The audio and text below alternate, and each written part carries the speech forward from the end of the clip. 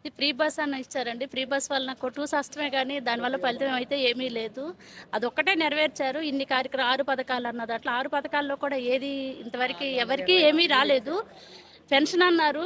Single parent అనే వాళ్ళకి ఏ ఒక్క పెన్షన్ కూడా పెంచింది లేదు. కళ్యాణ లక్ష్మి అన్నారు. కళ్యాణ లక్ష్మి లేదు.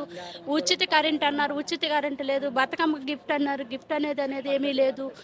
అట్లాగే ఏది చూసినా ప్రతిదీ కూడా మనకి వచ్చేది చెప్పింది ఏది ఒకటి కూడా నెరవేరించట్ల.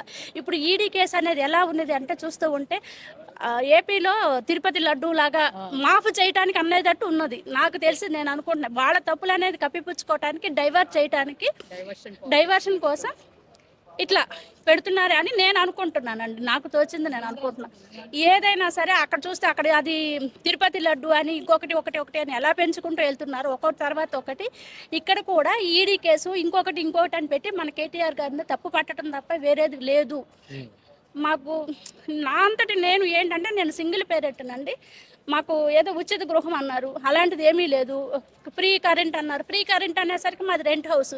ఓనర్స్ ఏమంటున్నారు, మీకు ఎందుకు సంబంధిస్తుంది, మాకు కదా ఓనర్స్కి, ఇది మీకు ఎలా వస్తున్నారు ఓనర్స్ అంటారు. తీరా చూస్తే పెన్షన్ పెంచుతామన్నారు. ఇంతవరకు 1 year అయినా కూడా పెన్షన్ పెంచలేదు.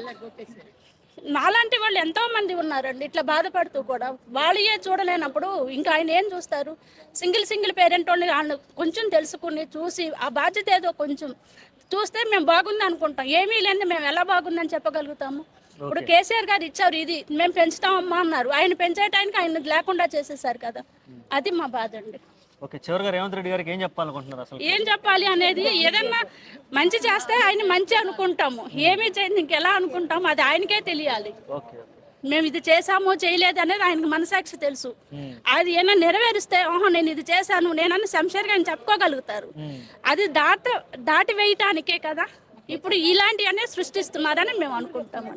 ఏదో ఇచ్చిన హామీలు నెరవేరిస్తే ప్రజలు హ్యాపీగా ఉంటారు, ఇంకోసారి రావటానికి ఉంటుంది. అంతే కదండి. ఇప్పుడు ఎవరైనా సరే, ఇప్పుడు మన కేసీఆర్ గారు చేశారు, నెక్స్ట్ టైం వచ్చారు. అట్లాగే ఈయన కూడా చేస్తే నెక్స్ట్ టైం వస్తారు. ఎలాంటి నేను ఉన్న వాళ్ళని చూడమని అనట్లేదు, లేని వాళ్ళని పేదవాళ్ళని మాలాంటి వాళ్ళని ఆయన చూసి గమనించి మాలాంటి వాళ్ళకి ఇప్పిస్తే ఏమన్నా చూస్తారు. ఇప్పుడు కేసీఆర్ గారు ఉన్నారు, మేము ఇస్తామన్నారు, చేస్తారు. ఎవరన్నా ఇప్పుడు మా ఊర్లో మా కుక్కటిపల్లిలో మాధవర కృష్ణారావు గారు ఆయన దగ్గరికి వెళ్తే అన్న అంటే ఏంటమ్మా అంటారు, చూస్తారు, చేస్తారు. ఇప్పుడు మన ప్రభుత్వం లేదని అంటున్నారు కదా ఆయన. ఇప్పుడు అలాంటప్పుడు మేము ఎవరిని ఏం చెప్పుకోలేము కదండి. అది మేము ఇప్పుడు చెప్పుకుంటున్నాం అంతే, మీడియా ద్వారా తెలియపరుచుకుంటున్నాం. ఓకే అండి, థ్యాంక్ యూ.